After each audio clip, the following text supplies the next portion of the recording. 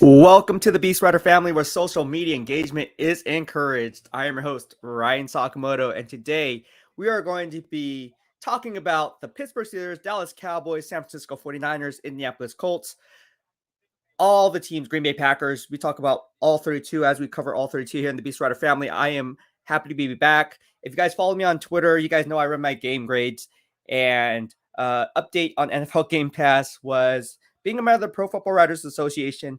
We're trying to see what's going to happen with that. And so far, how should I say this? So far, it's not promising. There's no answer yet. Hopefully, there'll be one soon. But in the meantime, I'm still running my game grades. I'm still getting an early start actually on my college game grades. If you haven't seen my Twitter updates on that and my analysis on the 2022 NFL draft class, be sure to check that out. That's what I've been doing behind the scenes. And again, I take these game grades very seriously in order to formulate my analysis. It's what I think gives me the competitive advantage and competitive edge. So we're just going to get started. And I know some of you guys are eager to get my thoughts on what's going on today's game, but not just that, but the pulse around the NFL, what I'm hearing, what I'm not hearing, especially in the AFC West roundup. All right. So again, I am happy to be back. Let's get to your questions, as this is a live call-in show. What's up, G says NFL 2021. Let's go. My man, what's up, G? How you doing today? Always a pleasure talking to my man, Jeff. Jason Ellsworth says, what's up, Beast? Football is finally back, or is back finally. Yes, football is back. Flores Ultimate Report, my man, John J. It's officially NFL season. It really is. It really is officially NFL season, and I'm happy to be back. Amin the Dream says, what's up, Beast? What's going on, man? Again, this is the BEASTwriter family in here, and when you're here, your family, where social media engagement is encouraged. Home of the good vibes only, and we have a lot to discuss. If you guys haven't heard the news by now, or if you didn't watch NFL Network, it's a funny story. I tweeted something out I didn't even tag anyone. It was in regards to Tom Pelissero. He said that the Colts didn't have that single pass rusher that was basically a game changer. You guys can see that Twitter exchange that was on NFL Network Inside Training Camp from Colts country, in the shoe, for the shoe, whatever the case may be. And DeForest Buckner responds to my tweet and says, that's disrespectful, obviously, because I said meet DeForest Buckner. And Tom Pelissero comes back, and he says, oh, my mind was on the edge rushing draft class and the edge rushers here. And it meant no disrespect for you, DeForest Buckner. And so after watching it, I give Tom Pelissero the benefit of the doubt. Me and Tom talked about it afterwards. And yeah, it makes sense. Tom is right. His mind was stuck on the edge rushing class and the edge rushers, or lack thereof, with the Indianapolis Colts. And in a nutshell, DeForest Buckner said that he was just defending his teammates. As a team captain, team leader, that's what you do, right? You want to defend your teammates. And so that's that. And if you guys want to see that, I posted my YouTube video up yesterday, up on the YouTube channel. You can see that there. Also, it's posted on my Instagram. If you don't follow me on Instagram, it's the same as YouTube BEASTwriter. If you haven't seen it on NFL Network, you just go to NFL Network, and it's all up there for you. So as I continue to cover all 32 NFL teams, there is a lot to talk about. Peter Moa says, what's up, bro? What is going on, Peter? Miguel Gutierrez says, Niners for life. What's going on? Do me a favor and get yourself a YouTube subscription here in the BEASTwriter family. That way you'll be entered for our BEASTwriter family giveaways, which includes this 49ers plush blanket, nice embroidered. You know how we roll here in the BEASTwriter family for Family Friday giveaways. Now, we just hit 2,400 subscribers. We're going to up that number to around 3,000, but we're going to take it one step at a time. So do me a solid. You guys are all in here. You guys all like what I have to provide. Odds are your family and friends will like the same input and analysis. So be sure to like, share, and comment if you have not yet to do this on this video, and it will do me a solid. Also, people have been asking, how can you contribute to the BEASTwriter family? Again, I was running my game grades. I dumped $5,000 into the game film breakdowns. Hopefully that will come back up soon. And all the money that's you guys are donating or whatever, supporting, that gets all funneled back into the BEASTwriter family. So I don't take that lightly. And $5,000 is jumped into the game film breakdowns that we're about to do for the upcoming season. Hence college game film and NFL game film once Game Pass comes back in the coach's film. All 22 comes back. All right, Chris McCormick says, it's the Hall of Fame game, but I'll take it. Yeah.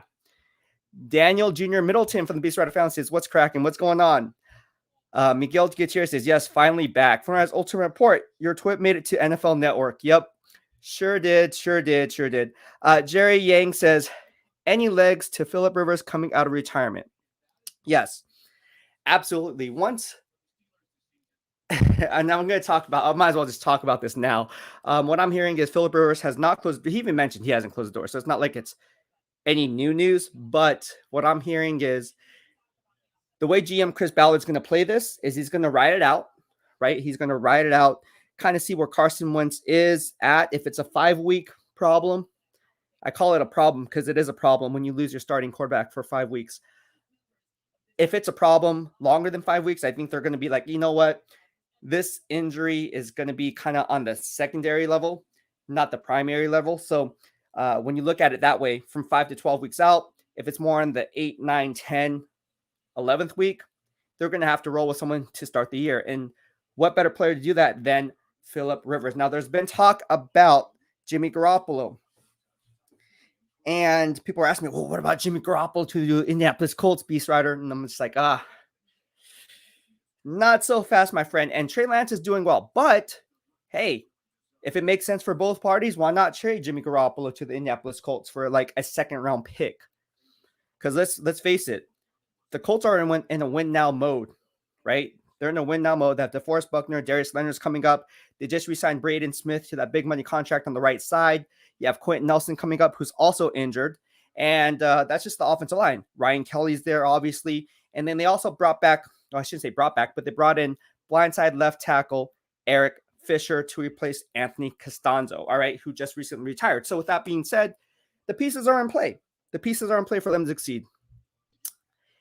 And here we go. Falcon SF Man, sup fam? What is going on? I like your avatar on Facebook. Join the BEASTwriter family. Carlos Martin, my man. You guys don't know who Carlos Martin is. He's a diehard Niner fan, diehard Laker fan. You guys may have seen him in commercials. You may see my man in movies.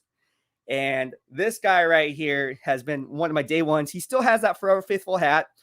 And if you followed me from my days at NinerFans.com, when I opened up that media publication and then formulated my own company, my man, Carlos Martin over here was one of the first to cop one of our Forever Faithful hats. And I know you have one, Carlos. I know you still have it. I remember our time in Burbank.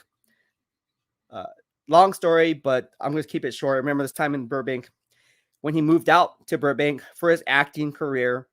And so I literally went down there by myself, and I thought he was coming that day. He didn't.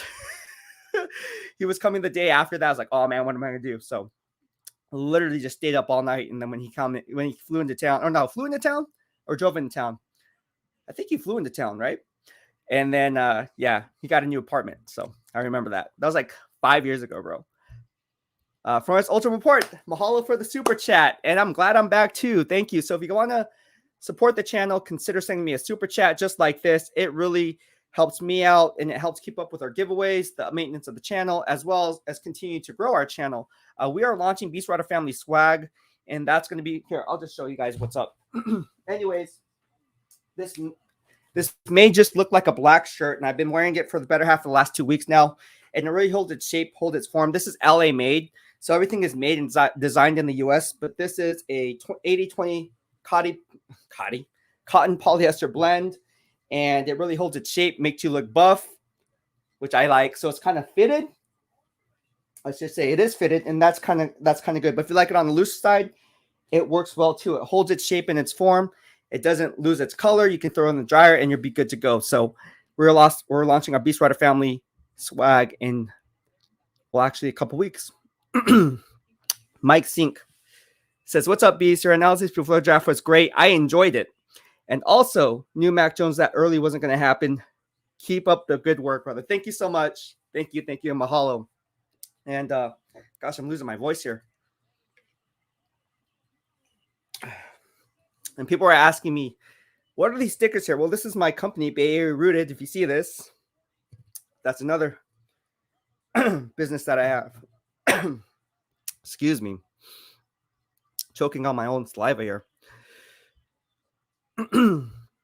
Jason Ellsworth, mahalo for the super chat and super sticker. I really appreciate it. Jason's been down since day one. Gosh. All right, here. Jermaine Pickett, what up, Beast? When do we trade Jimmy? Appreciate the content, Mahalo, homie. When do we that's Jermaine. That's a good question. We trade Jimmy. All the hype is on Trey Lance. Trey Lance this, Trey Lance that. But you got to remember, are they really going up against the cover shells that you're going to face at the NFL level, where you're going to see even the cover 7, right? If you look at the Alabama defense, right? Just go back to college football, let alone not the NFL game. But again, you're transitioning from the FCS to the FBS and the FBS to the NFL level. Look at the defensive schemes that they play. It's not simply a cover shell, a cover 1, cover 2, cover 3, cover 4, cover 5, 2-man deep, man underneath. There's also sky coverage. You have cover 7.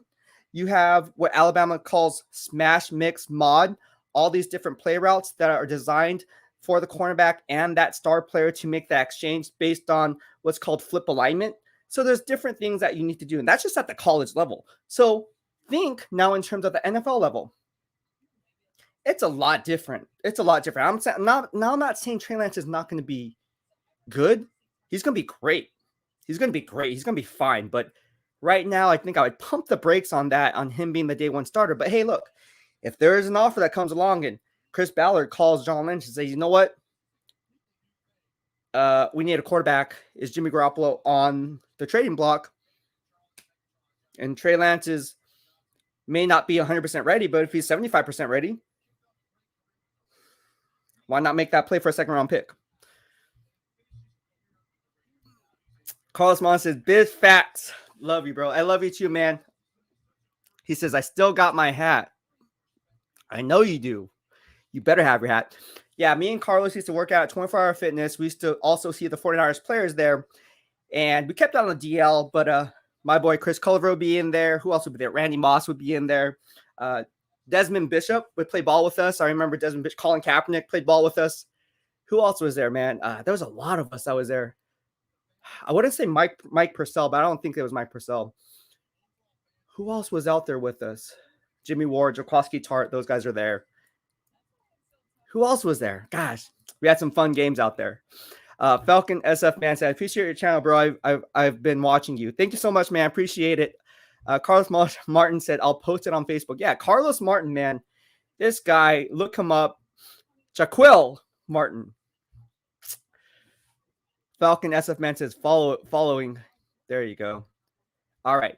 Jerry Yang from the BEASTwriter family from the Yang and Tang show says, do you think Trey Lance will start sometime this season? Yes, absolutely. Absolutely. I said that since day one. And again, the 49ers need a scapegoat. And what I mean that is 49ers management needs a scapegoat. John Lynch and Kyle Shanahan both need a scapegoat. Because if the season goes sour, they can blame it on Jimmy Garoppolo. But if you throw in Trey Lance from the get-go and he doesn't do well or doesn't do as well as expected based on what training camp is being provided and all the analysis because they're your eyes and ears, then you can never go back and reverse that problem, right? So if I was John Lynch, if I was Kyle Shanahan, I'd be like, you know what? Let's just roll with Jimmy Garoppolo, and it's on him. One more year. And then when he struggles, like I said in my earlier podcast and earlier live streams, is if they go 5-10, if they go, I wouldn't say 5-10, if they go 2-6 or something like that, right? Yeah, then they're going to see a switch. But if they go 6-2 and the reverse is happening, you're going to roll with Jimmy Garoppolo. Because now you're in a playoff hunt, you're fighting for a playoff seat, and then you're fighting to make the playoffs and that number one seed, right? Depending on what your record is in weeks 15 to 17. So with that being said, it goes both ways. And they're walking that fine line. Philip Wedding says, keep the hard work. Appreciate it. Thank you so much. And mahalo for the love. My man Carlos Martin says, I was also on HBO Ballers. Yes, he was. Again, you guys don't know my man Carlos Martin? Look him up. My boy Carlos Martin. Carlos, you got to come on the show, bro. And don't tell me you cannot come on the show. Nah, you would never do that. You come on the show. You would come on the show. I know you. Jan Paul, you're used to it anyways. Jan Paul Edward DeDio says, mahalo, B-Dub. What's up, JP? Arizona Cardinal fan base. What are your thoughts on Chandler Jones requesting a trade? Didn't someone say that? Oh, yeah, that's me. And people are like, nah, it's not going to happen. It's okay. Check my YouTube, Twitter receipts. It's all up there. Carlos Martin says, I need some new merch. I got you covered, bro. I will send you. Actually, I was taking pre-orders. There's a few Stanford players, a few Cal players, a few of the 49ers. They're like, hey, I need some of your swag, bro. I was like, okay, cool. So I'll put you on that list, on that pre-orders, and then we'll get that going. And yeah, you're gonna love it. You're gonna love it. Fornance Ultimate Report says, gotta go. I'm doing another live stream. See you later. See you later, Fornance Ultimate Report. He's doing another live stream. But what's better than doing this live stream? I'm joking. Jason Ellsworth said, wouldn't the Niners have to pick up most of Jimmy's salary this year if they trade him to the Colts, or the Colts would have to restructure and extend him? Yes, that is very true. And you guys got to remember what I said in my earlier live streams, or actually, earlier live streams. My second video prior, I guess you would say, talked about Darius Leonard, right? Darius Leonard is due for a front-loaded deal, just like Fred Warner was, coming out of the same draft class, third-round pick. He is a 2-time first-team All-Pro, 3-time All-Pro overall, if I'm not mistaken. And you look at the numbers, he graded out as an All-Pro in my grading system, 7.7 out of 10. That is extremely well. And what I'm hearing is he is actually the reason why there's, I wouldn't say a snag, but you haven't heard him getting an extension yet, is because he wants more money than Fred Warner. So when you put that into the picture, I already put it up there on my Twitter, but I think I said $42 million in guaranteed money and roughly around 97 million, right? 97 million, or it can exceed 100 million. So either or, Darius Leonard is going to reset the linebacker market, off-ball linebacker market like Fred Warner did. Mark from BEASTwriter Family says, what's up, Beast? Man, you seem amped up today. Go Niners from New Jersey. I am amped up. I just got back from the gym. Literally had to cut my workout short because if you guys follow me on Twitter, I posted my thread analysis on my game day live streams. I'll be doing that every day moving forward. So that's why I'm just trying to catch my breath right now, because I've been doing tweeting, working out, taking pre-workout, taking coffee. I have too much caffeine running on me. I need to calm down. I need to calm down a little bit. But yeah, so if you guys go to my Twitter, my thread's up there, and you guys can see my predictions and analysis before the game takes place. So the game is about to start in 50 minutes from now? Or no, sorry, 15 minutes from now. And as we see Jimmy Johnson coming out right now. But go ahead and look at my pre-draft analysis or pre-game analysis. And then that way you guys know what to look for. All right. Jaden Torres from BEASTwriter says, who are you going for? Well, I covered the Steelers from 2019 to 2020 before covering the BWF. And I'm going to go with Steelers. I made a lot of good connections there. Obviously, for those who don't know, was a writer for SI and Fansided, both publications. So I'm gonna say Steelers. And I always like the Steelers. I've always been a fan of football. Like I always like the Dallas. No, I shouldn't say that. I didn't like the Dallas Cowboys. I like certain players on the Dallas Cowboys. But yeah, cannot say that. Cannot say I like the Dallas Cowboys. I was a diehard Niner fan. Let's not get it twisted. Waruna Pereira says, good to see you back. Waruna, what is going on, man? Good to see you too. Jacob Maras says, Mahalo, Falcon SF man, me too, bro. How can I get one merch? That's a good question. Do me a solid. Follow me on YouTube, or if you want, my email is beastwriternfl@gmail.com, and I'll go make sure you'll get on that short list. I shouldn't say short list because it's going to be live anyways. But yeah, we don't have a store per se, but we will definitely get that out there. So all you have to do is just email me at, I'll just put it right here so you guys can email me and you guys can find me, and you'll be able to now watch me get hella spam. No, beastwriternfl@gmail.com. It's all good. beastwriternfl@gmail.com, and you guys can email me there. And if you guys have any questions on the merchandise or want to place your pre-order, let me know. I'll go ahead and put that out there for you. All right. So yeah. So they are going for obviously it's 1 for 30 or 2 for 50. All right. So 1 for 30 or 2 for 50, and US made and designed in the US. So super comfy, super durable. Doesn't lose its shape, doesn't lose its form, doesn't lose its color. Because you guys got to remember, the BWF is all about quality over quantity. Like I'm all about quality.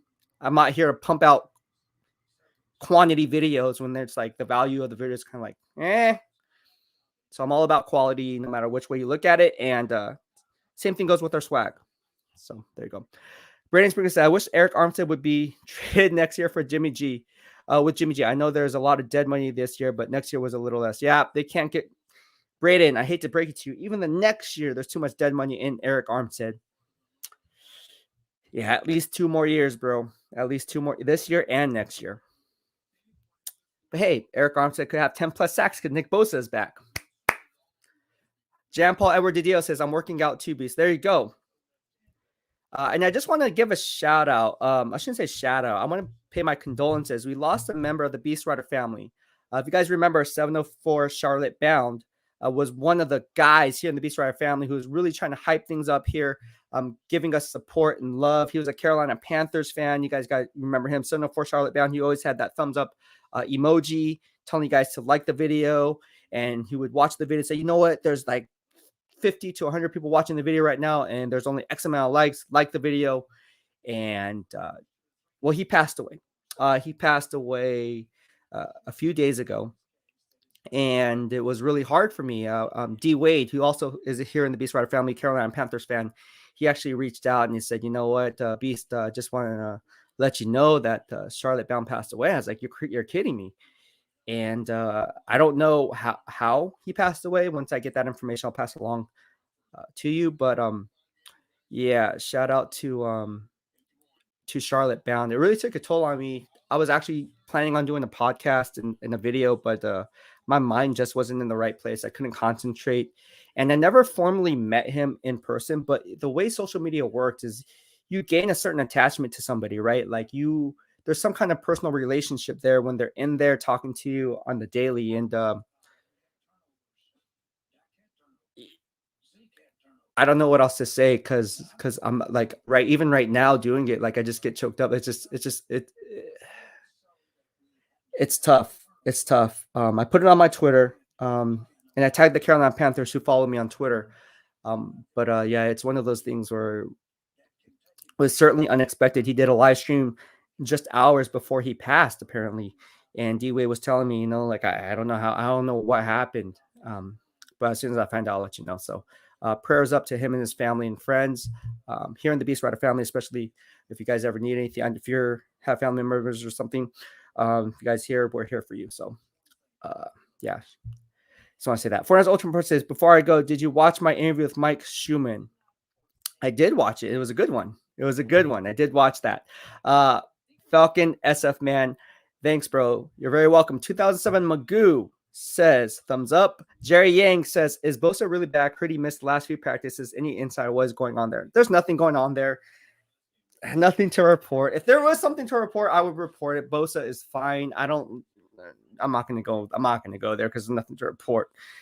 It's not like say, oh man, this guy's injured. No, he's fine. He's fine. JP Edward Didio says, I remember him. He was a great contributor to the chat. He really was. And Charlotte Bound, again, it's on my Twitter. Posted it up a few days ago or a couple days ago. And it was really sad to hear the news. I mean, when you're in the BEASTwriter family, you're in the BEASTwriter family. And yeah, like he was in every single live stream. It didn't have to do with the Panthers. Like a lot of you guys are here for a certain specific team, but you guys will still follow me throughout. Like Cowboys and Steelers are playing. A lot of you guys are Niner fans. A lot of you guys are Steelers fans, but you guys are still here.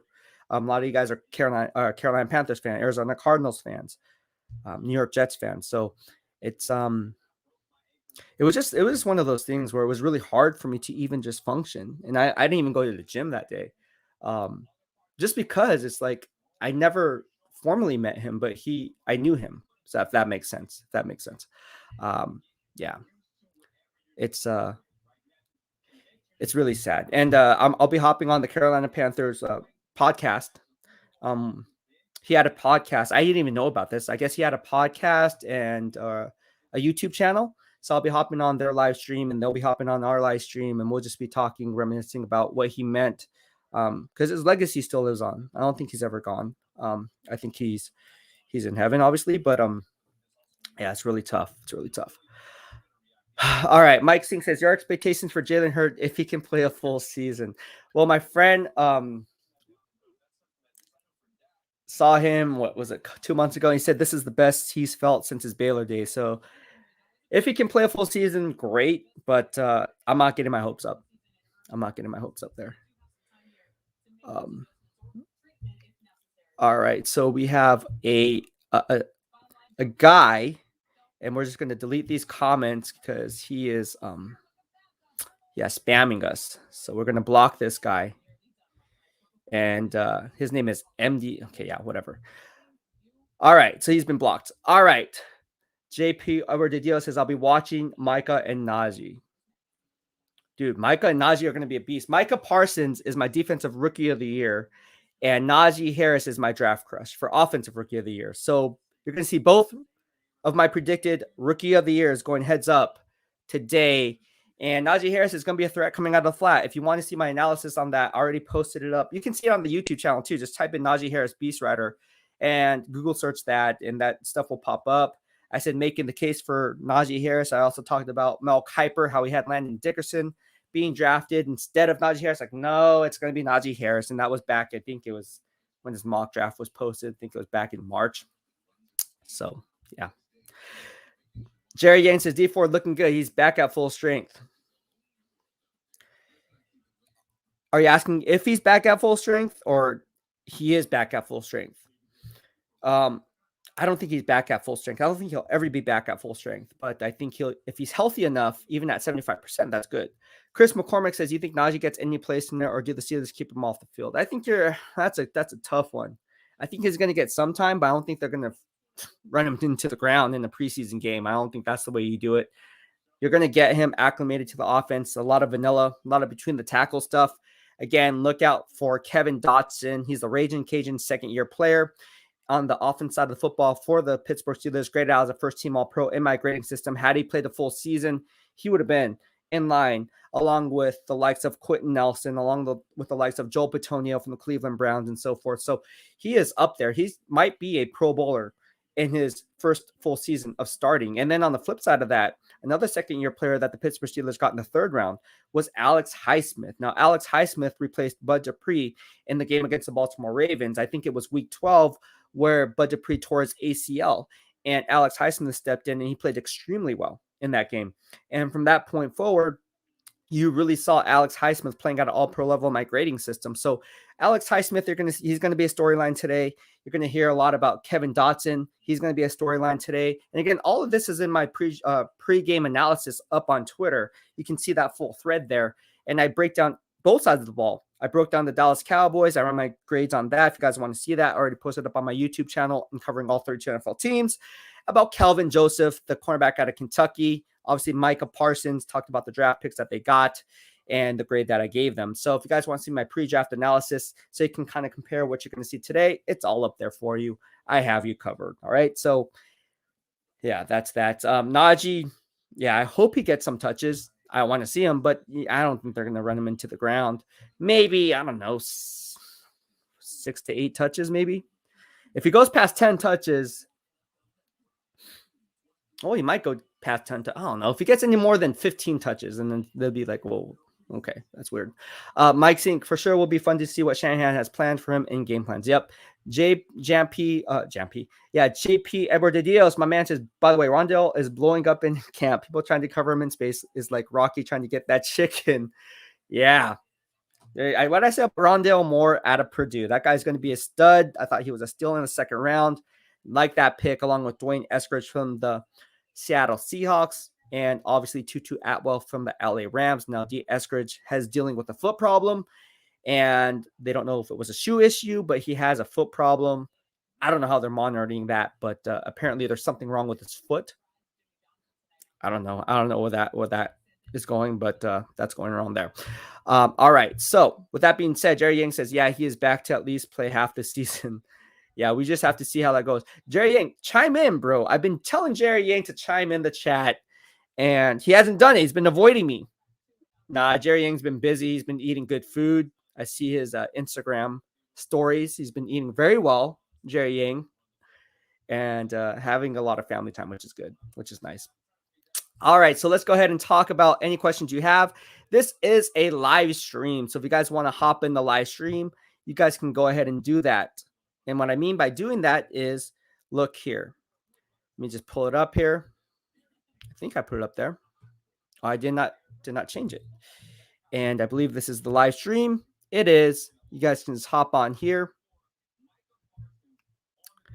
And look at them. They're talking about Micah Parsons right now, my preseason defensive rookie of the year.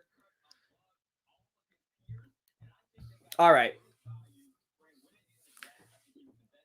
So they're saying they got really good value on Micah Parsons, and he will flash tonight. He's definitely going to flash tonight because he plays in the cover 3 scheme under Dan Quinn. And you guys know how those linebackers just roam, right? They just keep everything underneath, make the sound plays, drop back in their zone coverage, and there you go. Curl, flat, hook, curl, whatever the case may be. Usually, if you're playing the middle linebacker or the Mike linebacker spot, you're just dropping back in the hook curl area, not the curl flat area. I want to see Najee Harris and Micah Parsons go 1-on-1. I want to see Najee come out of the flat, want to run a wheel route, and have Micah Parsons stay on the hip of that receiver, running back turned receiver. All right, we have SSS in the house. I don't know what this is. SSS, are you there? Oh, he chimed out. All right, we have another person that we're going to have to block. All right, so we're getting a lot of spam, which is good. That means that we are doing something right. And the MD Ghazi Saladon or whatever, we're going to have to block this guy. And we did. We blocked him. So I don't know what is going on with this guy. I don't know why people are having the need to spam us, because haters going to hate. Mr. TNA says, BEASTwriter, to me, Shanahan saying Jimmy G will be 100% be the starter was bad. I don't think it was necessarily bad, but I can see why it happened. All right, so let me get rid of these spammers here, because apparently they like hearts. So we're blocking these guys. Jessica Palayo says Niners. There you go. Niners all day. I see it. Mr. TNA says, in week 1, we will know how the rest of Cowboys season will go on Brady. Disrespected them so much when the schedule come up, and I am curious how they will respond. Yeah, here it is. We are going, and if you guys don't know, KJ Wright, if you guys are watching NFL Network, KJ Wright is visiting the Las Vegas Raiders. I always want to say Oakland Raiders, but they're Las Vegas Raiders. So we're going to have to see how that one goes. Guys, there's a lot of spammers here today. They hate to love me, as Theo like to says. All right. So with that being said, we're going to talk about the preview of the Dallas Cowboys against the Pittsburgh Steelers. Let's go ahead and break it down. I'm just going to, if you guys don't follow me on Twitter, which is fine, I'm just going to read my pre-draft analysis so you guys get the heads up on what's going on. All right. I'm just going to pull it up here, and then we can go ahead and get started. All right, here we go. If I can find it. Man, I tweet a lot.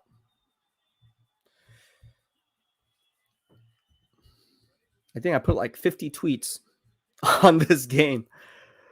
Here's some news. Michael Irvin went on air saying that defense does not win championships. And I said, okay, how does that even make sense? And his rationale was a defense can stop an offense 99 out of 100 times, and all it takes is one time. I'm like, okay, well, the inverse can be said true too, because if you have a strong defense, you're holding at least to a tie. And if you don't have a strong D and you're scoring, doesn't matter how many points you score and put up on the scoreboard, can't stop anyone from scoring. So then it's just a back and forth. So I don't know. I think defense wins championships, and a lot of people agreed. But Michael Irvin plays wide receiver. He plays offense. So there you go. Daryl Riddick from Facebook says, "Go Niners all day, every day." I like your hat. Is that a Philadelphia Phillies hat? I see you. Mr. TNA says the Raiders love to sign the oldest players. Gruden might build the oldest roster in one season. Yeah, KJ Wright is definitely on his last legs. But he had an okay season. But definitely in the twilight of his career. Waruna Pereira is in the house. How are you? Can you hear me? Yeah, I can hear you now. I had to close down the YouTube stream. Otherwise, it would roll up. How you been? I'm doing good. How are you? Seeing you after some time. Yeah, doing well, man. Basically, just been grinding with my NFL game grades and college game grades, getting an early start on the 2022 NFL draft class, which is good. And you guys thought I was doing well over the course of the years of the NFL draft. I usually don't start that until mid-September, early October. But now because NFL Game Pass doesn't give us access to coaches' film anymore, which is weird, because it's backed up on the server. We're not dumb. It's backed up on the server. All you have to do, you know how this works, bro. Come on, bro. It's backed up on the server. It's not like, oh my gosh, it's gone. Like, but if you know coding, if you know software engineering, hardware, and you know it's backed up on the server. Okay, all you have to do is release that server, back up and restore that server back onto the platform, and then you're good to go. So I'm pretty upset about that, but hey, can't do anything about it. That's the NFL for you. So I went ahead and said, you know what? I still get college game film. Obviously, I know NFL scouts and stuff. So, and college scouts. So I went ahead and got that, and then here we are today. So with that being said, that's what I've been doing, and I've been staying off the grid because I've been running those game grades and tweeting stuff out. I don't know if you saw the DeForest Buckner NFL Network yesterday. You saw it, but you even give me love, bro. What happened? I was kind of busy with work as well. I mean, doing some stuff. So sometimes I would be on calls for 4-5 hours straight. Louise, for doing what? For work, huh? Yes, for work. Because my work, it's unpredictable. There can be days it goes really not so. You have the usual stuff, usual work, but then there are some days that there are some production level incidents that you have to attend to. Then sometimes you are stuck in calls for hours and stuff like that. My man Tony Nagatani from the BEASTwriter family, thank you, Mahalo, for the super chat and super sticker. If you guys want to support the channel, consider sending me a super chat and super sticker like Tony Nagatani, like Jason Ellsworth. Thank you so much. As well as Foreigners Ultimate Report, John Jay. He says, Aloha Beast, just want to say what's up. What are your thoughts on Mason Rudolph? So my thoughts are on Mason Rudolph are mixed. Like, I was really high on him in 2019 coming out of Oklahoma State. I was like, you know what? This guy's teaming up with James Washington. That connection is going to be rekindled. And we all remember what happened when the Steelers came to town. I believe it was week 3 in 2019. And that's when I had a Twitter exchange, not Twitter beef, but I like Twitter communication with Greg Rosenthal. And that was the first time I actually tweeted Greg Rosenthal, and he said that the Steelers were going to win because of Mason Rudolph. And I said, no, the Niners are going to win because of their defense. And I predicted the score of 24-20. That was my first game covering NFL games for Hot Mike at the time. And that was my debut, and I hit it right on the money. And Greg Rosenthal was like, wow, you know. So Mason Rudolph, getting back to Mason Rudolph, I'm not high on him. I'm sorry. I just think he's not good. He's not good. Can't make the reads. He's slow going through his progressions. Look, the offense has transformed into a different beast when he is behind center. You have to kind of dissect the playbook. He's not very good or mobile at extending plays with his legs.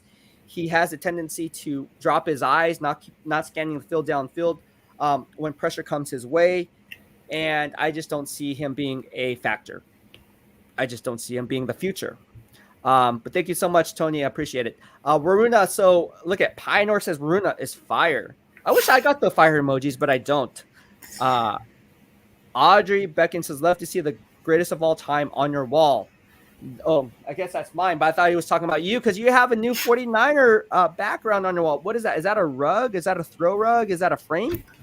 No, it's just some posters. So basically, once I started, you might have seen that after I started writing to Sports Illustrated, that now we have something called roundtable with people who write to Sports Illustrated's brands gig. We have most of the time weekly roundtable kind of a thing. So I upgraded it. Basically, my wife suggested, okay, if you are going to do this, do it right.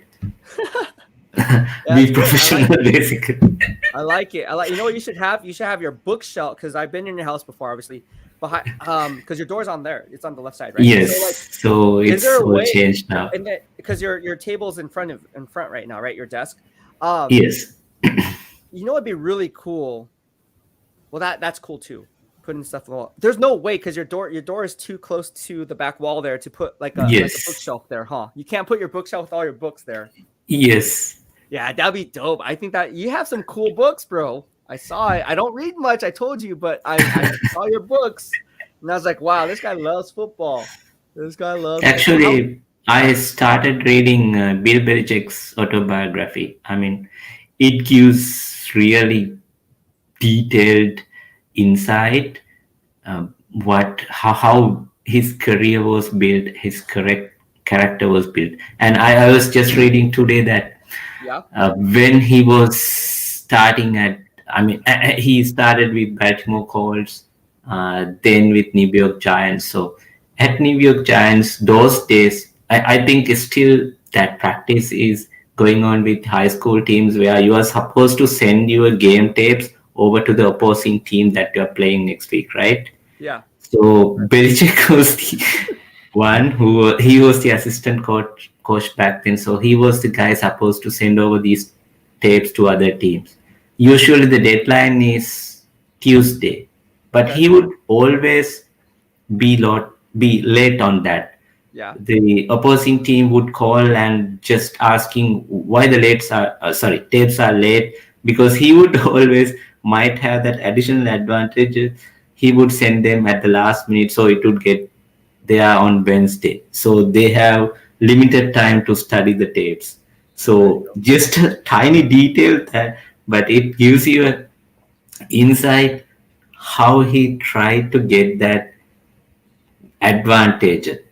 Wherever possible, he would always want to get the advantage over his opponent one Yeah. way or another. It's pretty interesting to read that. Yeah, you're good with your books, I tell you that. How is it going with the 49ers? Obviously, I know people are talking about Trey Lance. We're obviously covering the game right now, but let's talk about Trey Lance a little bit. There's a lot of hype about Trey Lance being the week one starter. I'm still not hearing it. I haven't been reporting it because it's not what I'm hearing. And now watch it happen. But yeah, I mean, I talked about this. I mean, he's not going through the cover shells that he's going to face at the NFL level. And right now it's just training camp. I mean, I've been at training camp for the better half of since 2013. And so you gotta take it with a grain of salt. I mean, these guys aren't going 1,000 miles per hour, right? Yeah, they're going hard, but they're not going 1,000. I mean, that's your quarterback of the future. You're not going to injure him, so technically you're going to pull it back the reins. It is promising to see the throws that he's making going through his progressions. I will say that, but to call him the week one starter and tout him as the week one starter when you still have Jimmy Garoppolo on your roster, I think that's fool's gold. What are your thoughts there? Okay. I know you wrote an article about it, so I want to get your thoughts on it. Okay. Now here's the thing. No player will get better unless he plays, right? I mean, he has to play to get better. That's the first thing. Correct. Second thing is, this guy is not a late second round pick or third round pick. This guy is the third overall pick, not just third overall pick. He's worth 3 first round picks. So that's that. Correct. Then in practice, whether he plays against first defense or not, he shows that he has the ability, the throws and decision making right now that Jimmy cannot reach to that level. I mean, yesterday I believe Matt Mayoko was saying that he haven't seen a rookie quarterback play that well. Correct. So that's the situation. Now, for Trey Lance, actually these are not my words. One of the fellow YouTubers said it. For Trey Lance, it seems like the goal line always getting extended. Trey Lance does something nice, then they say, okay, he has done this, but he hasn't done that. Now, I was seeing some other players, like they were talking about Jimmy Garoppolo making these he threw these interceptions to Fred Warner and Jason Verrett. And the argument was like, it's okay to make that because they are the best players in the league. So Jimmy will learn from that. But what they don't see is other teams also have guys like Fred Warner. Other teams also, they have Jalen Ramsey. You have to play Jason Ramsey twice. So that's what we are saying from the beginning. It's because every time we talk about Trey Lance, and that's why I right now kind of holding back, not writing anything about it, because kind of depressing. Because it's kind of depressing. Actually, it's depressing to see the arguments that people make. Because, for example, when you it's okay to bring the emotions into the picture, that's totally fine because it's a sport. But at the same time, if you are going to argue, your argument has to be logical, because arguments has to be either it should be binary, ones or zeros when it comes to arguments. I It can't be a I, but the, I will sorry, go ahead.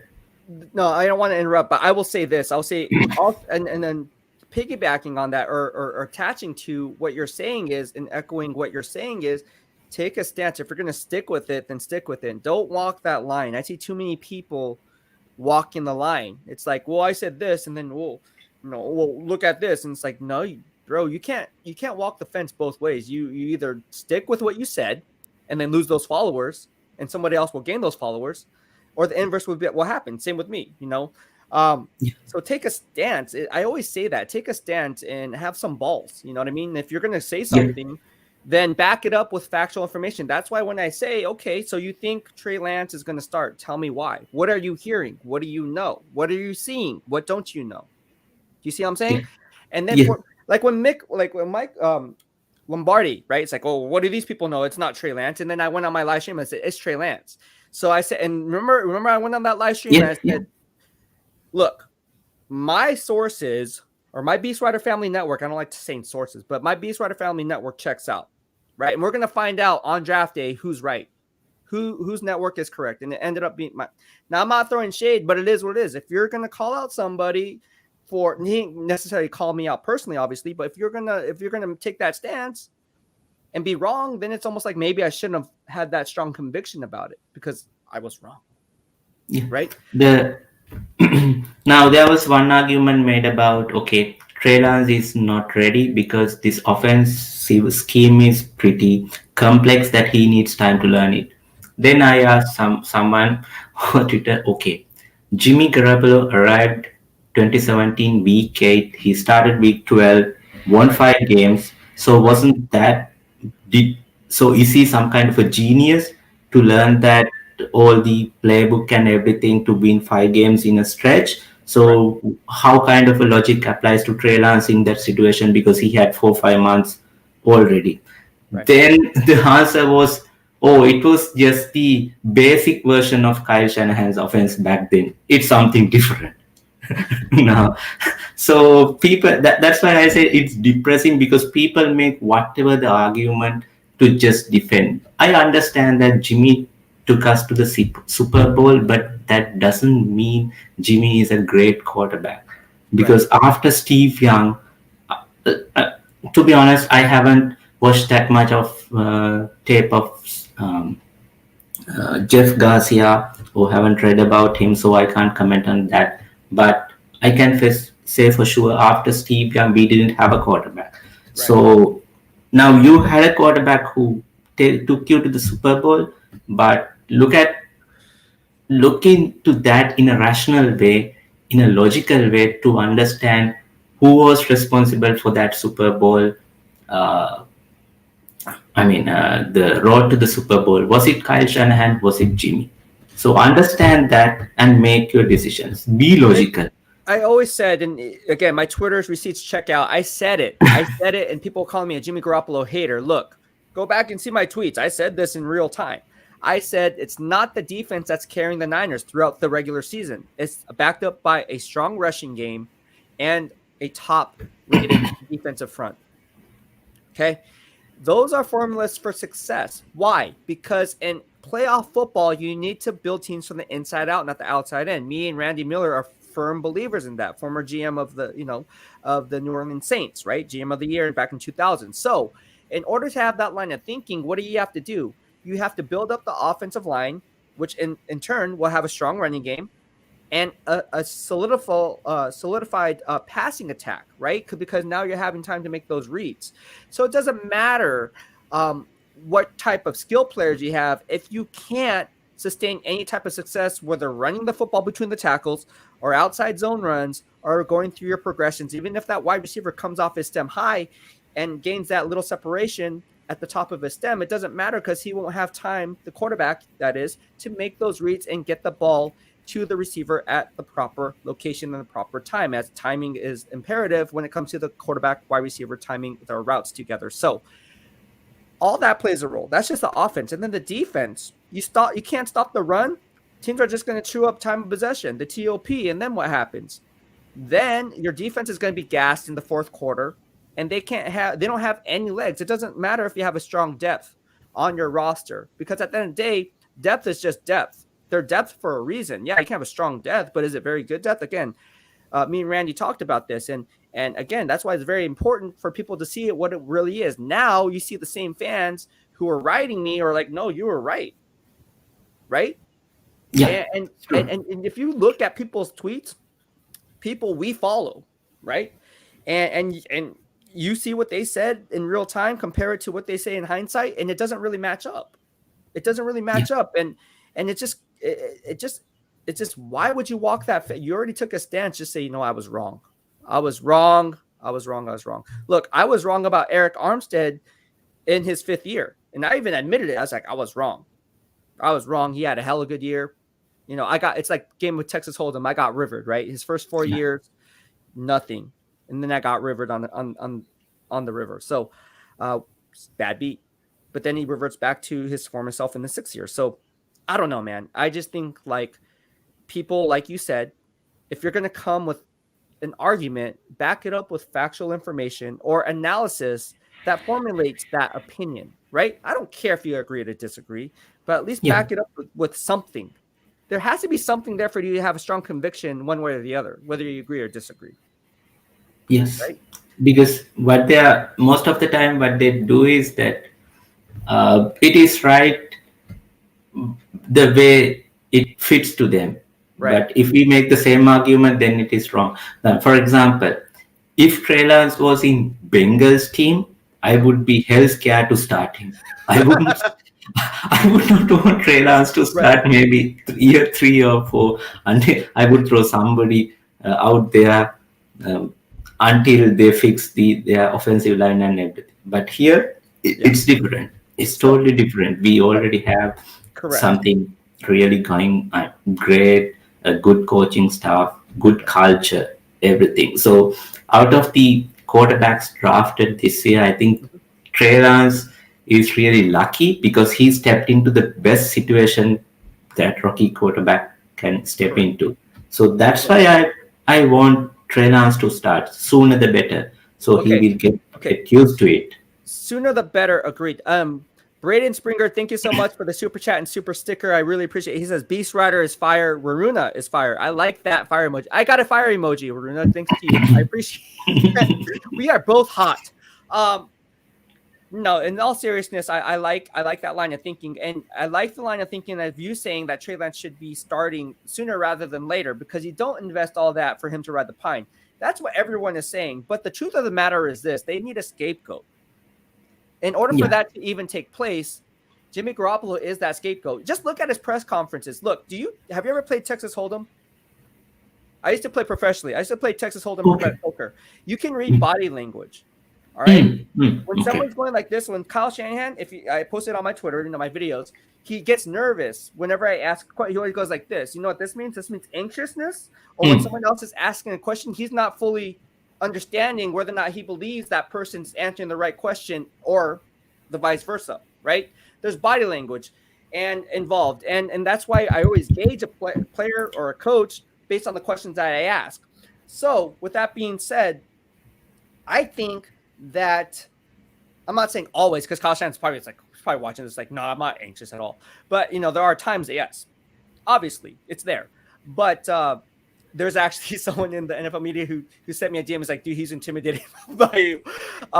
But getting back to it, no, I like your line of thinking. But again, they need a scapegoat, bro. They really do need a scapegoat because would you want to be in that situation to where you're starting Trey Lance week 1 and then he goes 0-3, 1-4? Because let me tell you what's going to happen. Jimmy Garoppolo Trey Lance is going to play week 1. He's going to play in goal line situations, okay? He's going to play inside, I would say inside the 5-yard line, inside the 10-yard line. I'd say inside the 10-yard line, that zone read option is going to be alive and kicking, right? The RPO, there might be some RPO stuff with him. And that's just to mix up the defense's concepts, right? So, again, you're putting pressure on the defense to make sure that week in and week out, you don't know which quarterback you're facing. You know you're going to face Trey Lance, but you don't know when, right? So now you have to kind of tailor back your game plan throughout the week and say, you know what? We have to spend at least 30 minutes a day going over what could happen with Trey Lance, because he's going to be inserted. This is why he's going to be inserted. So what I'm hearing, he's going to be inserted at some point as a situational quarterback. You know, whether it's a 4th and 1, are they going to go for it? Yes. 4th and 3, possibly, are they going to go for it? Yes. Trey Lance might be in those situations. So look for him to be in those goal line situations and those short yardage situations, to where now you're putting pressure on the defense, and that's where he's going to get acclimated to the offense. And I think that's, to your point, is he needs to start sooner rather than later, or play. I shouldn't say start. I would say play sooner rather than later. And I think that's going to be week 1. Week 1 is where he's really going to see and get his fresh legs of real life NFL action. And Trey Lance is very special, right? I like Trey Lance. I do. I think he's going to be I don't want to say Hall of Fame quarterback, because I mean, that's crazy. That's crazy talk. But he's going to be a very good quarterback. But again, the kid's young. The kid, he just turned 21, right? Didn't he just turn 21? He turned 21, yes. But at the same time, Kyle Shanahan is the one said Trey Lance is like a CEO. His decision making. He was John Lynch was telling during the flight. Excuse me. Kyle Shanahan was drawing plays for Trey Lance, so they have all this confidence, everything. So I'm saying this: when they did that trade up in the board, it is like you did an open heart surgery. Right. That decision was super hard. I mean, mortgaging your future and everything. Right now, the surgery is done. You have your guy. Now you have to just take off the plaster covering the stitches. Right. What's holding you back? You made a brave decision. I mean, which was riskier 1,000 times than that, because it could have gone wrong. What if this draft Jets went ahead and drafted Trey Lance? Correct. I mean, then our decision would have been altered. But Kyle said if Trey Lance played 2020 season, he wouldn't even have been available at the number 3. He would have gone higher. So, which means the level of confidence Shanahan has about Trey Lance. He has never spoke about that in terms of Jimmy. So he has all this confidence and everything. So that's what I don't get. Why are you holding back? I mean, you talked about scapegoat. That's true. But what I would love to see is if we get Jimmy's contract cleared, we can get some cornerbacks, because cornerback situation is really scary in this team. It is. You talked about defense. That's the MO. Look, I don't know if you saw my Twitter video that I posted on building teams from the inside out, not the outside in, and the question that I asked John Lynch back in 2017, and that's where Kyle Shanahan goes in the background and does this. Okay. With that being said, do you think that, well, they prioritize more on the offense side than they do the defense side of the football? Now, they just gave Fred Warner a huge contract extension, but look on the flip side, it's 2-1. Trent Williams and who else? George Kittle, right? Yes. Wide receiver Brandon Ayuk, Deebo Samuel, those guys are coming up for contracts, right? So are they going to prioritize re-signing those guys or getting a quarterback? It's a game of musical chairs. Here we go again, because at some point, let me tell you something. I'm doing my 2022 NFL draft right now, and here we are sitting on what day is it? August 5th, 2021. The draft is not until what? Late April next year, or May, whatever the case may be. I'm calling it right now, just like I always do. Derek Stingley Jr. at LSU is a top 5 pick. Well, the Niners aren't going to hold a top 5 pick. And then you look at the guys who are below Derek Stingley. It's not very promising. Josh Jobe out of Alabama, he's a round 1 pick, but I don't think he's going to be a player worthy of that selection, where the Niners are slated to pick if they play well, which is in the 28 to 32 range, right? So you're going to have to move up in order to get a guy like Josh Jobe. Outside of that, I mean, the guy from Clemson, I think he transferred to Georgia. I think it was kicked off Clemson's team, Kendrick, DeAndre Kendrick or whatever his name is. If I'm getting it correct, the Clemson quarterback, right? He was another one that that's going to be a high round pick. But is he worthy of the selection when the Niners are going to pick? Or are they going to say, you know what, we need to extend these wide receivers first, and then sitting where we're sitting, are we going to go cornerback? Because let's face it, the cornerbacks that they drafted, are you high on them? Are you high on them? Okay. So there you go. I'm not either. Yeah, because the reason is the moment they were drafted, most of the people, they were like really high on these corners. But the thing is, these good corners are not available at that point, as far as I understood. Right now, it is, out there for display. Now the reports coming from training camp is Ambry Thomas is not going that well. We are not hearing that much about Demo Leno. So that's the thing. So we need to do something at that situation. But if we can have at least one good corner, because there is another sensitive situation about Jason Barrett, the vaccine and whatnot, which is his personal choice. But at the same time, if something goes wrong due to the NFL protocols, unvaccinated players will miss more time. Yes. So then we are basically screwed because the season. The reason is, remember what happened during that Dolphins game. It was a torture to watch. Mm-hmm. Yeah. No matter how good your defensive line, offensive line, as you said, no matter how good your offense is, if the defense keeps scoring, one player in defense can give up everything. So I don't want to see that situation, because then comes the question.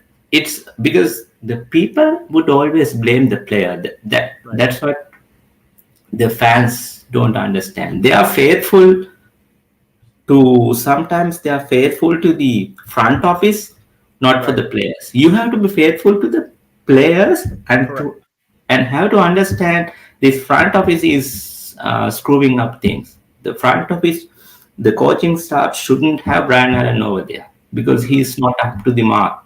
Correct. Because it's not his fault that he gave Ryan Fitzpatrick 158.4 perfect passer rating in that game. Yeah. So that's why we need to understand. I was saying this basically coming from Jimmy. We basically went into a different path. If he can release his contract, start trade, use that money, some additional resources to cornerback, at least we can be if not number one, we would be definitely number 2 or 3 defense in this league.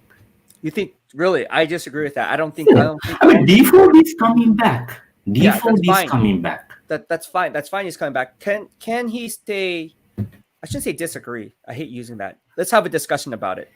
A healthy discussion about it. I hate using the word disagree. Yes. Respectfully disagree. I respectfully disagree.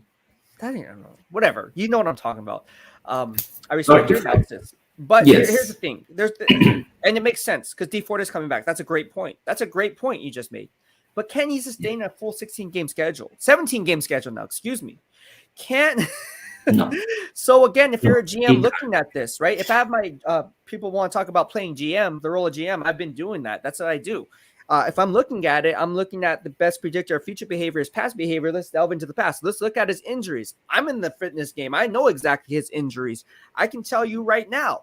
Why did the Kansas City Chiefs trade him in the first place? Do you know why?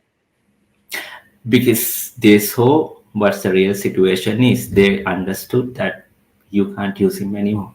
That's what I read from the situation. Yeah, that, and there was transitioning from a 34 base to a 43-man front under Steve Spagnuolo. So, with that being said, they had to make that switch because they knew that D Ford can't hold up in his run fits. So when D Ford's on the field, if I'm an offensive coach, I'm going to be like, you know what, let's run right at D Ford.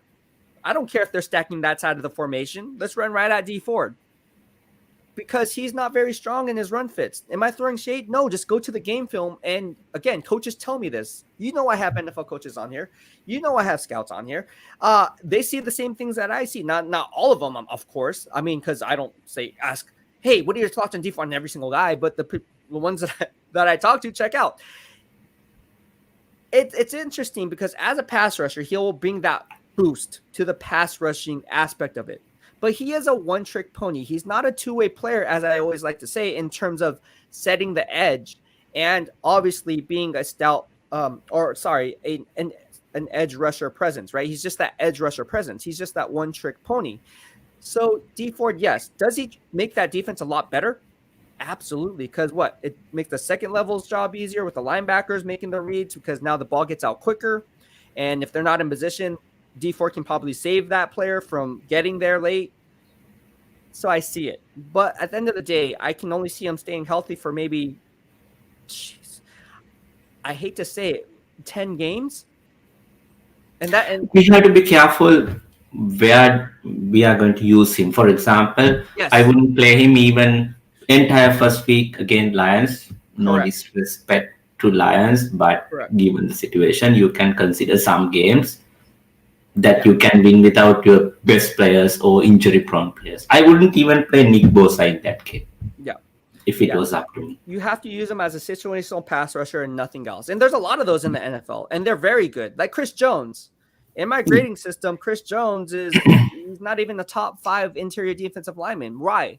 Because he gives up too much in his run fits. He's a great pass rusher. I mean, top 3 IDL in my system, but he gives up way too much as an interior defensive lineman and playing the 3 tech for me to warrant a top 5 interior defensive line grade. So, yeah, to your point, I like D Ford.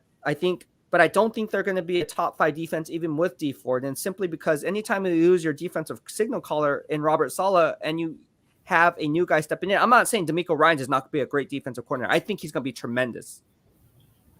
I mean, look at what he did at Alabama as a player. And then obviously rookie of the year. You guys know where I'm going with this. He's a very Pro Bowl player. So the guy gets it. All right. He helped mold Fred Warner. Okay. Guys like that. Helped out Quan Alexander back in 2019 before his injury. So he's going to be a really, really good coordinator. But I think there's going to be some kind of disconnect there in the timing, down in distance, because they're going to be a little bit more aggressive because of that. We're talking about the cornerback play. And I said this since day one. Day one meaning before even right after the draft. I said what I'm hearing is D'Amico Ryans is going to be a little bit more aggressive, going to be using possibly Fred Warner in more of a blitzing role like the Seattle Seahawks do. Okay. And now they use Bobby Wagner in that Mike linebacker position. How the Dallas Cowboys are going to be probably planning to use Micah Parsons. Okay. So with that being said, they all play in the same cover 3 scheme over Dan Quinn here at the Dallas Cowboys now that we're talking about it. But you can kind of see where it's trending that way. Being more aggressive, that can also be a double-edged sword because it can hurt you on the back end. If that cornerback gets beat deep, there's no safety help over the top, or he can't get there in time because he's taking on that tight end down the seams or that boundary wide receiver on the other side of the field, you cannot cover the deep half or the deep third in time.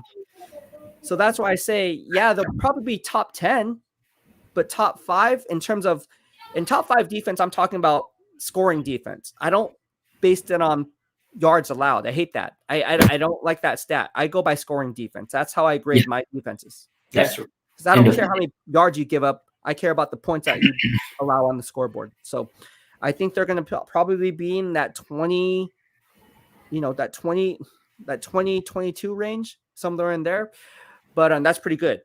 I mean, anytime you give up 22, I mean, that's not bad, right? That's kind of like that's right true. Where it should be. So, yeah. So I guess we'll have to see. I mean, we'll circle back. You should hop on the live stream. Like, you know what, Runa, you were right. They're number 1 ranked defense, dude. Like, I was wrong. Or vice versa. So, all right. Well, thank you so much. Okay. I know your daughter's in the background saying, "Daddy, I want to play with you." She just opened the door. All right, Runa, we're taking it easy, my man. And thank you. Okay. See you. Buddy. All right. Okay. It was nice talking to you. All right, that was Runa Pereira from the BEASTwriter family. All right, we have D Wade in the house, and I spoke about D Wade obviously earlier, Carolina Panthers fan base, and we talked about Charlotte Bound, 704 Charlotte Bound, excuse me. And D Wade was the one who let me know of his passing on Twitter. And still not still shaken up by that. We're going to go ahead. It's commercial now. I'll be back after the commercial ends, and we'll be covering the Steelers and the Cowboys football game. So stay tuned for that. All right.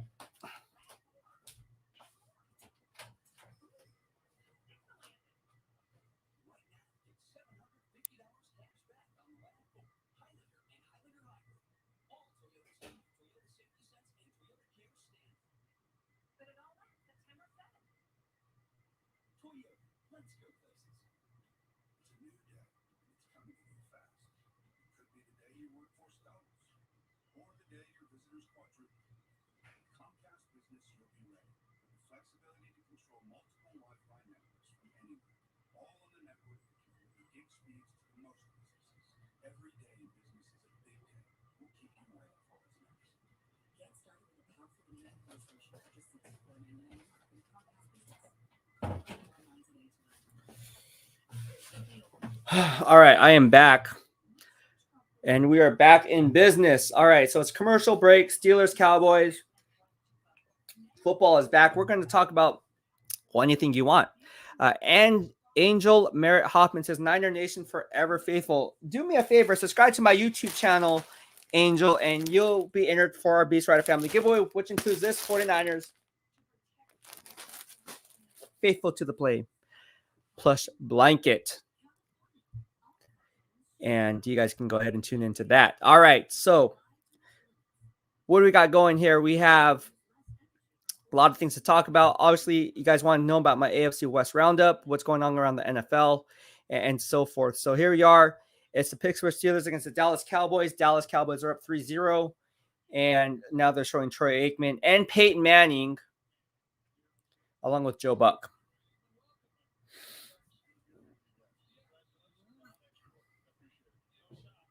If you guys have any questions, go ahead and head into the live stream and we'll get started. Thank you so much for Jason Ellsworth for their generous donation at $10. I appreciate the love. Mahalo for the super chat and super sticker.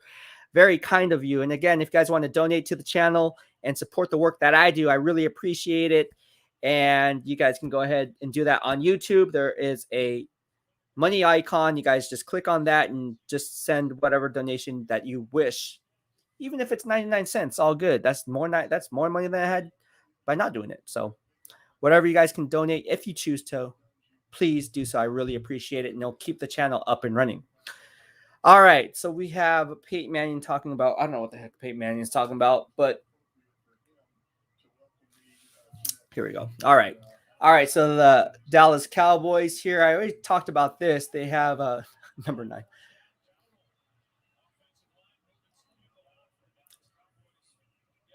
News broke. If you guys haven't heard, former 49er, 4th-round pick out of Wake Forest during the Jim Harbaugh era. I believe it was back in 2014, if I'm not mistaken. Joe Looney retired from the NFL just 4 days after training camp opened. I believe he was with, at the time, the New York Giants, if I'm not mistaken. And he just recently retired. So Joe Looney is now retired and former San Francisco 49er. All right. So here we go. That's a first down here. Robert Spillane, number 41, was playing out of All-Pro in my grading system.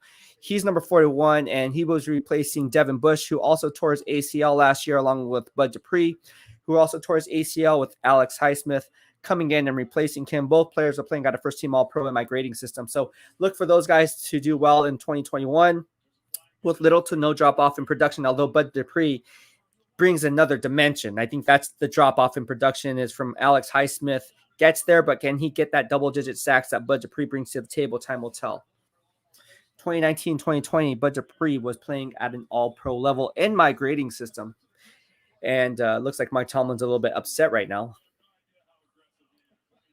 Okay. So down inside the red zone, the Dallas Cowboys are setting up, I believe it's the 11-yard line. Oh, sorry, not the 11 line, the 14-yard line. Here we go. Run, and it was stopped by who's number 25.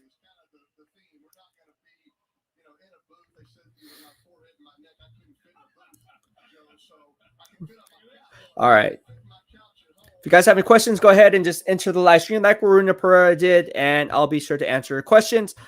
Also, what do you guys want to talk? If you guys want to talk about 22 NFL draft, I got you covered. I was running my game grades, and I have game grades on that. I can go ahead and provide that for you, and we can talk about the upcoming draft. You can talk about inside training camp and on all 32 NFL teams. Number 28, I thought that was Mike Hilton, but it's not. He's plays for the Cincinnati Bengals now. If you guys haven't heard the news yet, he called Jesse Bates the best free safety in the NFL and doesn't get the recognition that he deserves because he plays on the Cincinnati Bengals. Well, I hate to break it to you, Mike Hilton, but he was your former teammate as the best free safety in terms of coverage in my grading system. That's Minka Fitzpatrick out of Alabama. Number 2 comes in with Jesse Bates, the third in my grading system. And number 3 is none other than Jimmy Ward from the San Francisco 49ers.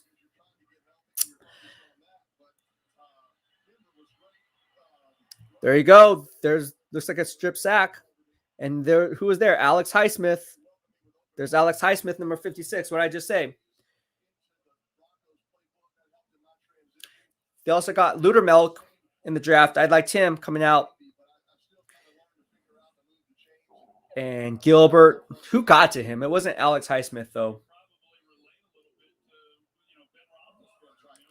It was Marsh, number 49. Cassius Marsh, number 49. Cassius Marsh.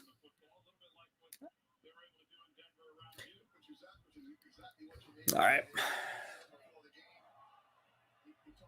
And that was blocked. 29-yard attempt was blocked. Wow, football is back, guys, and there's a lot of mental errors on the field. And Ben Roethlisberger is just chilling, saying, yeah, I don't have to play this game. I played in too many. All right, well, that's pretty much it. We have a lot of spam in here, so we're just going to block these people. It's funny because they act like I don't see it. Like, and I just like, dude, I see it. Like, just block them. Just block it. All right.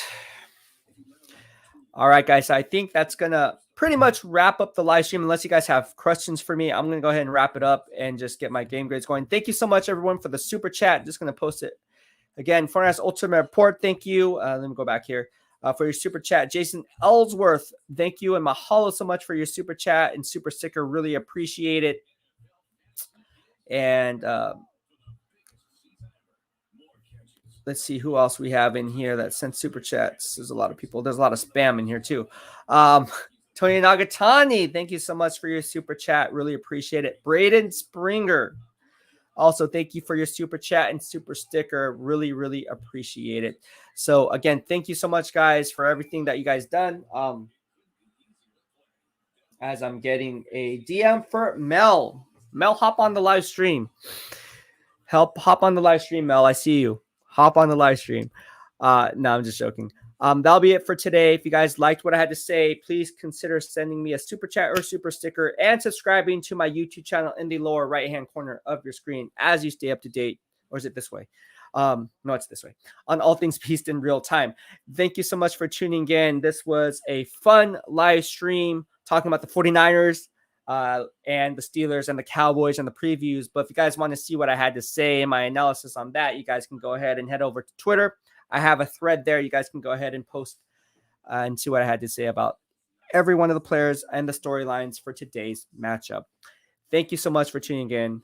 Have a good night. BEASTwriter out.